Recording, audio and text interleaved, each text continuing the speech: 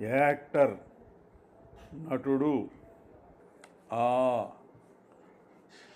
పరిశీలనా శక్తి observation మరియు భావనా శక్తి imagination. నటులు పరిశీలనా శక్తి observation, భావనా శక్తి imagination సంబంధించిన వాటిలో తమ శక్తిని అభివృద్ధి చేసుకోవలెను. మానవులు ఒకరి నుంచి ఒకరు పరిశీలించటం అబ్జర్వేషన్ ద్వారా ఎక్కువగా నేర్చుకుంటారు. నటులు ఇతరులను పరిశీలించే అలవాటు అభివృద్ధి చేసుకోవలెను. ఉదాహరణకు, వివిధ వ్యక్తులను, అనేక రకాల మనుషులను, జాతులను, అనేక వయస్సుల వారిని, అనేక ప్రవర్తన గలవారిని పరిశీలించిన ప్రవర్తనలను నేరుగా రంగస్థలం మీదకు మార్చటం కుదరకపోవచ్చును. సమంజసమైన పాత్ర సృష్టించటానికి ఉపయోగించవచ్చును.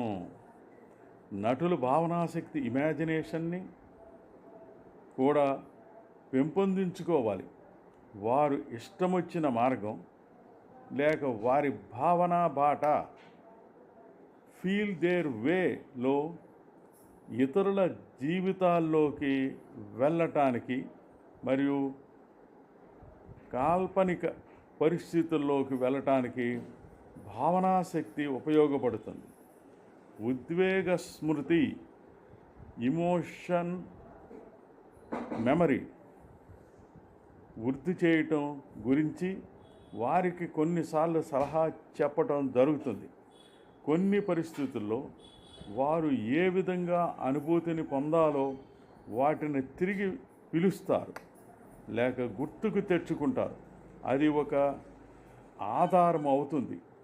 మానసికంగా నమ్మదగిన పాత్ర చిత్రణ చేయటానికి ఉపయోగపడుతుంది. గమనిక: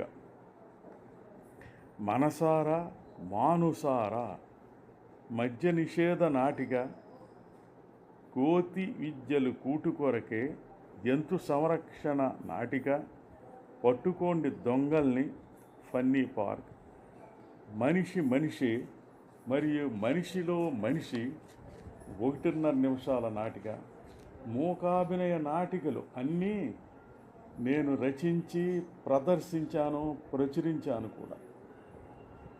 మాటలు ఉండవు, చేష్టల ద్వారానే భావ వ్యక్తీకరణ చేయాలి. అందుకు నటులకు పరిశీలనా శక్తి అబ్జర్వేషన్, భావనాశక్తి ఇమాజినేషన్ చాలా అవసరం. వాటిని వృద్ధి చేసుకోవాలి. మరికొన్ని విషయాలు మరో భాగంలో.